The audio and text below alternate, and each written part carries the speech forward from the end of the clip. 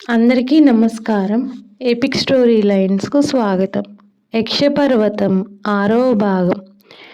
ఇప్పుడు తాము గుహలోకి పోయి మాంత్రికుడిని పట్టుకోవడమా, లేక అతడు తన మంత్రదండంతో తిరిగి వచ్చే వరకు గుహ ముందు వేచి ఉండడమా అని జీవదత్తుడు ఆలోచిస్తున్నంతలో ఖడ్గవర్మ గుహకేసి అనుమానంగా ఓసారి చూసి జీవదత్తుడితో, జీవా, నీ వేషం మా మాంత్రికుడిని కొంచెం హడలుగొట్టినట్లున్నది. నీకు మంత్రతంత్రాలు తెలుసునని అతడు గ్రహించే హడావిడిగా లోపలికి పరిగెత్తాడు. ఇప్పుడేం చేయడం అన్నాడు. జీవదత్తుడు తల తిప్పి ఖడ్గజాతి వాళ్లకు దొరకకుండా పారిపోయేందుకు జడలభూతం అటు ఇటు తిరుగుతూ కేకలు పెడుతుండడం చూసి చిరునవ్వు నవ్వి, క్షత్రియుడినే కాదు, మంత్ర విద్యలు నేర్చిన వాణ్ణి నలుగురికి తెలియనందువల్లనే నేను నెత్తిన సికపట్టి చేతిలో దండం పట్టుకున్నాను కనుక ఆ సంగతి మాంత్రికుడు తేలిగ్గానే గ్రహించగలిగాడు. ఇప్పుడు మనం ఏం చేయాలన్నది ముఖ్య సమస్య. మన దారిన మనం పోయే ముందు ఈ మాంత్రికుడి సంగతి ఏమిటో తేల్చుదాం, సరేనా అన్నాడు జీవదత్తుడు. అలా అయితే ఇక ఆలస్యం ఎందుకు, గుహలో చొరబడదాం అంటూ ముందు అడుగు వేశాడు ఖడ్గవర్మ. జీవదత్తుడు కూడా ఖడ్గవర్మతో పాటు గుహకేసి నడుస్తూ చుట్టూ ఓ మారు కలయి చూశాడు. ఇప్పుడు ఆ ప్రాంతంలో జడలభూతాన్ని ఎదిరించే బందిపోట్లెవరూ లేరు.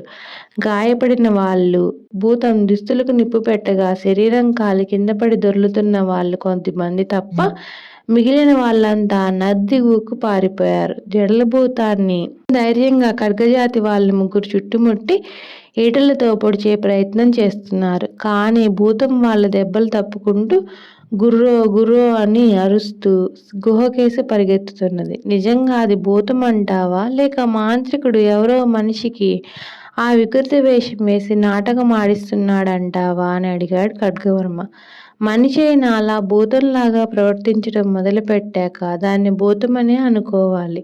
అరే, అది మన ఖడ్గజాతి వాళ్ళ నుంచి తప్పించుకొని గుహ ముందుకు పరిగెత్తున్నదే అంటూ జీవదత్తుడు భూతాన్ని పట్టుకునేందుకు గుహకేసి పరిగెత్తసాగాడు. ఇద్దరు గుహ దిగువ భాగాన్ని చేరేంతలో జడలభూతం కొండముచ్చులా అక్కడ ఉన్న బండరాళ్ల మీద నుంచి గుహకేసి గబగబా ఎక్కిపోసాగింది. దాన్ని వెంబడించి వస్తున్న ఖడ్గజాతి వాళ్ళు ముగ్గురు తమ వాహనాల మీద నిలబడి దాన్ని ఈటలతో పొడవాలని చూశారు. వాళ్ళల్లో ఒకరు ఈటని గురి చూసి భూతం వీపుకు తగిలేలా విసిరాడు. ఈట వేగంగా పోయి దాని వీపుకు తగిలి జారి దభీమంటూ కిందపడి రాళ్ల నుంచి దిగువకు దొర్లుకు వచ్చింది. ఖడ్గజాతి వాళ్ళల్లో ఒకడు తానెక్కి ఉన్న ఖడ్గమృగాన్ని దిగి జీవదత్తుడి దగ్గరికి వచ్చి, దొర, పెద్ద పొరపాటు జరిగిపోయింది. మన దగ్గర బలమైన తాడు ఏదన్నా ఉన్నట్టయితే భూతాన్ని పట్టుకునే పని మా ఈటపోట్లు దానినేమీ గాయపరిచినట్టు లేదు. శరీరాన్ని నిండుగా కప్పి ఉన్న జడలు దాన్ని కాపాడినాయి అన్నాడు. ఈసారి ఈ భూతాన్ని నువ్వన్నట్టు తాడు విసిరి పట్టుకొని బంధిద్దాం. మీరిక్కడే ఉండండి. మేం గుహలోకి పోయి ఆ భూతాన్ని, దాని యజమాని అయిన మాంత్రికుడిని అందితే పట్టుకొని దిగువకు గిరువాటు వేస్తాం అన్నాడు జీవదత్తుడు. జీవదత్తుడు ఖడ్గవర్మ బండరాళ్ళ మీదుగా ఎక్కిపోయి గుహద్వారాన్ని సమీపించే సమయానికి కొంచెం ముందుగానే జడలభూతం అక్కడికి చేరి, గురో, ఆ ఒంటిగమ్ము మహిషాలెక్కి వచ్చిన యమకింకరులకు మరిద్దరు మనుషులు తోడయ్యారు. అందరూ మన గుహలోకి వస్తున్నారు. తొందరగా వాళ్ళను భస్మం చేయండి అంటూ కేకలు పెట్టసాగింది. గుహలోపల నుంచి ఎలాంటి జవాబు రాలేదు. జడలభూతం భయంతో కంపించిపోతూ వెనక్కి తిరిగి చూసింది. దానికి గుహను సమీపిస్తున్న ఖడ్గ, జీవదత్తులు కనిపించారు. వెంటనే ఒక్క ఎగిరి కీచుమని పెద్దగా అరిచింది భూతం. ఓ జడలభూతం, పారిపోకు, మీ గురువుగారి గురువులం వస్తున్నాం, అతన్ని కూడా బయటికి రమ్మని కేకవేయి అంటూ జీవదత్తుడు దండాన్ని ఎత్తిపట్టుకొని భూతం కేసి వేగంగా నడిచాడు. ఇంతలో గుహ లోపల నుంచి ఏవో మాటలు వినిపించినాయి. ఆ వెంటనే భూతం చిత్తం గురో అంటూ గుహలోపలికి పరిగెత్తింది. ఖడ్గ, జీవదత్తులు మరుక్షణాన గుహలోపలికి వెళ్ళారు. గుహ మధ్య భాగంలో 4-5 అడుగుల వెడల్పున్న ఒక గుంటలో నుంచి భగభగమంటూ మంటలు లేస్తున్నవి. దానికి కొంచెం ఎడంగా నూనెలో తడిపి ఉన్న కాగడాలు కొన్ని పడి ఉన్నాయి. వెలుగులో ఖడ్గ, జీవదత్తులు జడలభూతం కోసం, మాంత్రికుడి కోసం గుహ అంతా వెతికి చూశారు. 10-12 అడుగుల వెడల్పు, దాదాపు 20 అడుగుల పొడవు ఉన్న ఆ గుహలో మరొక ద్వారం ఎక్కడా వాళ్ళకు కనిపించలేదు. అయితే ఆ గురు శిష్యులు గుహలో ఎక్కడ దాక్కున్నట్టు జీవా, ఈ దుర్మార్గులిద్దరికీ మాయమైపోయే శక్తులేమైనా ఉన్నాయంటావా అన్నాడు ఖడ్గవర్మ ఆశ్చర్యపోతూ. ఊహు, అంత గొప్ప శక్తులు సాధించిన వాళ్ళైతే బందిపోట్లు దొంగిలించుకొచ్చిన జొన్నపొట్టును తాము తిరిగి దొంగిలించుకుపోయేందుకు ఆ మాంత్రికుడు వాడి భూతం అంతగా హైరానా పడిపోరు. ఈ గుహ నుంచి బయటకు పోయేందుకు మరేదో రహస్య మార్గం ఉండి ఉంటుంది. జాగ్రత్తగా రాయిని కదిపి చూద్దామన్నాడు జీవదత్తుడు. ఆ తర్వాత ఖడ్గా జీవదత్తులు గుహ గోడల్లోని ప్రతి ఒక్క రాయిని బలంగా పట్టుకొని వెనక్కి నెట్టి చూడసాగారు. ఒక అరగంట కాలం వాళ్ళిలా శ్రమపడిన తర్వాత ఒక చోట ఉన్న నలుపు చేదరాయి ఒకటి కొద్దిగా వెనక్కు కదిలింది. అది నేలకు 4-5 అడుగుల ఎత్తులో ఉన్నది. రాయి కొంచెం కదిలి వెనక్కు జరగగానే జీవదత్తుడు ఖడ్గవర్మను తొందరపడకు అని హెచ్చరించి చిన్న గొంతుతో, ఖడ్గా, మాంత్రికుడు వాడి భూతం పారిపోయిన మార్గమేదో తెలుస్తున్నది కదా. వాళ్ళు ఈ రాతిని పక్కకు నెట్టి బయటకు పోయి తిరిగి దాన్ని అప్పటిలా అమర్చారు. నా అనుమానం వాళ్ళు మన కోసం దాని వెనుక ఉన్న మరో గుహలాంటి దానిలో ఎక్కడో కాచుకొని ఉంటారని అన్నాడు. నువ్వనేది మనం రాతిని పక్కకు నెట్టి అవతలికి దిగబోయే సమయాన మన మీద వాళ్ళు ఏ కత్తినో ఈటెనో ప్రయోగిస్తారనేనా అని అడిగాడు ఖడ్గవర్మ. అవును, అదే నా అనుమానం అన్నాడు జీవదత్తుడు. అప్పుడు నువ్వొక పని చెయ్యి. ఇద్దరం రాతిని బలంగా పట్టుకొని వెనక్కు నెట్టగానే నువ్వు కొంచెం పక్కకు తప్పుకో. నేను మండుతున్న కాగడాలను అవతలికి విసిరి ఏమవుతుందో చూస్తాను. వాళ్ళు మన మీదకి రాకపోతే ఆ కాగడాల వెలుగులో అక్కడ ఏమున్నదో ముందుగా చూసి జాగ్రత్తగా అవతలికి దిగవచ్చు. ఏమంటావు అన్నాడు ఖడ్గవర్మ. అంత గొప్ప తెలివైన ఉపాయం ఏమీ కాదు గాని ఇప్పటి పరిస్థితిలో అదే ఉన్న ఒక మార్గంగా కనపడుతున్నది అన్నాడు జీవదత్తుడు. జీవదత్తుడు ఇలా అనగానే ఖడ్గవర్మ గుహ మధ్య మండుతున్న కొలిమి దగ్గరకు పోయి ఆ పక్కన పడి ఉన్న కాగడాల 2 తీసుకొని ముట్టించాడు. అవి భగభగమంటూ మండసాగాయి. ఖడ్గవర్మ వాటిని తెచ్చి తాము వెనక్కి నెట్టవలసిన రాయి దిగువగా నేల మీద ఆనించాడు. ఖడ్గా జీవదత్తులు కలిసి ఈసారి మరింత బలంగా ఒక పట్టుపట్టి నలుచదరపు రాతిని గట్టిగా వెనక్కి నెట్టారు. రాయి చిన్న శబ్దం చేస్తూ కదిలి వెనక్కి పడిపోకుండా కిటికీ రెక్కలాగా ఒక పక్కకు జరిగి నిలబడింది. జీవదత్తుడు పక్కకు తప్పుకున్నాడు. ఖడ్గవర్మ చొప్పున వెలుగుతున్న కాగడాల 2 కంతలో గుండా అవతలికి విసిరాడు. ఒక నిమిషకాలం ఖడ్గజీవదత్తులిద్దరూ ఊపిరి బిగబట్టి ఏం జరుగుతుందా అని ఆతరపడుతూ గుహవారగా నిలబడ్డారు.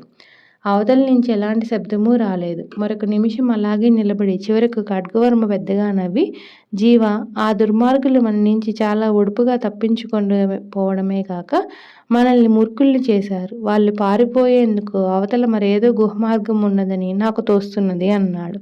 అంతే కావచ్చు, లేకపోతే మనం ఆ కంత నుంచి ఎప్పుడు కిందికి దిగి రావాలని వాళ్ళు ఆయుధాలతో సిద్ధంగానూ ఉండొచ్చు అన్నాడు జీవదత్తుడు.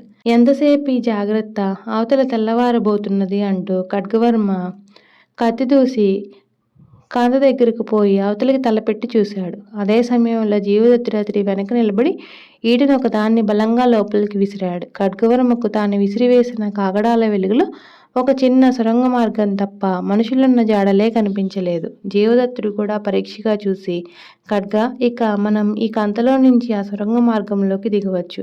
ఆ దుర్మార్గులు అవతల ఎక్కడో దాక్కుని ఉంటారు. వాళ్ళు మనకు అనవసరమైన శ్రమ చాలా కలిగించారు. వాళ్ళని ఎలా అయినా సరే వేటాడి తీరవలసిందే అంటూ చప్పున సొరంగ మార్గంలోకి దిగాడు.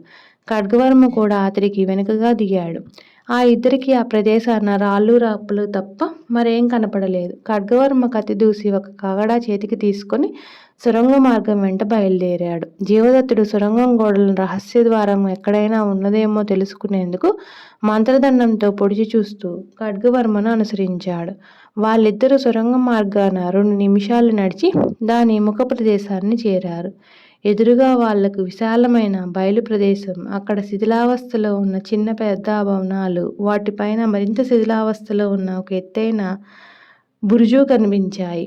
జీవదత్తుడు ఆ శిథిల భవనాలను చూస్తూనే ఎక్కడలేని ఆశ్చర్యంతో, ఖడ్గా, సూర్యోదయ కాలం సమీపిస్తున్నట్లుంది. మనం గుహలో నుంచి సొరంగంలో పడి అక్కడి నుంచి ఎలాంటి శిథిల నగరానికి చేరామో చూసావా అన్నాడు. ఇది శిథిల నగరమా? ఏముంది ఇక్కడ? కొద్దిపాట్ల శిథిలమైన భవనాలు తప్ప అన్నాడు ఖడ్గవర్మ. ఏమో, ఒకప్పుడే నగరంలోని ముఖ్యమైన భాగమై ఉండొచ్చు. మన మాంత్రికుడు వాడి జడలభూతం ఈ శిథిలాల్లోని ఏదో కలుగులో ఎలుకల్లా దాగి ఉంటారు. వాళ్ళను బయటికి లాగడం ఎట్లా అన్నాడు జీవదత్తుడు. జీవదత్తుడు అనుకున్నట్టు మాంత్రికుడు వాడి భూతం అక్కడ శిథిల భవనాల్లోని ఏ నేలమాళిగలోనో దక్కుని లేరు. వాళ్ళు ఆ భవనాల్లోని ఒక పెద్ద మండపంలో ఉన్నతాసనం మీద కూర్చొని ఉన్న ఒక పూజారిని ముందు మోకరిల్లి ఉన్నారు. వాళ్ళ పక్కన కొందరు భయంకర ఆకారులు నిలబడి ఉన్నారు. పూజారిని కళ్ళెర్ర చేసి పళ్ళు పటపటా కొరిగి, ఒరే మాంత్రిక భూతాదములారా, లేచి నిలబడండి. మీ ఇద్దరు తెలివి తక్కువ వల్ల ఈ పవిత్ర నగర రహస్యం కాస్త నరమానవులకు తెలిసిపోయింది అన్నది. మహాశక్తి ఆ మానవులిద్దరినీ మీ ఆజ్ఞ అయితే ఇప్పుడే పట్టి తెచ్చి జడలభూతానికి ఆహారంగా వేస్తాను అన్నాడు మాంత్రికుడు గడగడా వణికిపోతూ. పూజారిని వికటంగా నవ్వి, ఆహారాన్ని నోటి దగ్గరికి తెచ్చి పెడితే తప్ప తినలేనంత మందమతి అయిపోయింది నీ జడలభూతం. మహాభూతం దయ వల్ల ఆ మానవులిద్దరూ మన ప్రయత్నం లేకుండానే ఈ ప్రదేశానికి వచ్చి చేరారు. వాళ్ళెవరో, ఎక్కడి నుంచి వచ్చారో ఆ వివరాలన్నీ తెలుసుకోకుండా మహాభూతానికి వాళ్ళని బలి చేయడం ప్రమాదం, తెలిసిందా అన్నది చేతిలో ఉన్న శూలాన్ని జులిపిస్తూ. తెలిసింది మహాశక్తి, తెలిసింది అన్నారు అక్కడ ఉన్న భృచులందరూ ఏకకంఠంగా. పూజారిని అందరికీ ఒకసారి పరీక్షగా చూసి, ఇప్పుడు చెప్పేది జాగ్రత్తగా వినండి సుంటల్లారా. ఆ మానవులిద్దరికి ఎలాంటి హాని కలిగించకుండా పట్టుకొని నా దగ్గరకు తీసుకురావాలి. సూర్యోదయం అయింది. వాళ్ళు ఈ శిథిల భవనాల్లో ఎక్కడ ఏమున్నదో చూసేందుకు బయలుదేరుతారు. మీలో కొందరు రహస్యంగా వాళ్ళను అనుసరించి వాళ్ళు ఏం మాట్లాడుకుంటున్నారో వినండి. సూర్యుడు నది మీదకి వచ్చినప్పటి శుభముహూర్తాన వాళ్ళని నా దగ్గరికి తీసుకుని రావాలి. ఈ లోపల వాళ్ళను స్వేచ్ఛగా తిరగనివ్వండి అన్నది. చిత్తం మహాశక్తి, చిత్తం అంటూ నలుగురు పూజారిని భృత్యులు, మాంత్రికుడు, అతడి జడలభూతం పూజారినికి నమస్కరించి మండపం నుంచి బయటికి వచ్చారు. గురో, వెనక నుంచి పోయి మీద పడి ఆ మానవులిద్దరిని విరుచుకు తింటాను. వాళ్ళ కారణంగా మహాశక్తి పూజారిని వల్ల నేను చాలా మాటలు పడ్డాను అన్నది జడలభూతం. నేను అంతకన్నా ఎక్కువ అవమానం పాలయ్యాను అంటూ మాంత్రికుడు ఒక పుట్టికత్తిని బలంగా గుప్పిట బిగించి పట్టుకొని, అదుగో వాళ్ళు సొరంగ ద్వారం ముందు కూర్చుని ఉన్నారు. మనం ఇద్దరినీ హతం చేసి అరణ్యంలోకి పారిపోదాం. నువ్వు పద అంటూ చిరుతపుల్లా వంగి పొంచి నడుస్తూ ఖడ్గజీవదత్తులకేసి బయలుదేరాడు.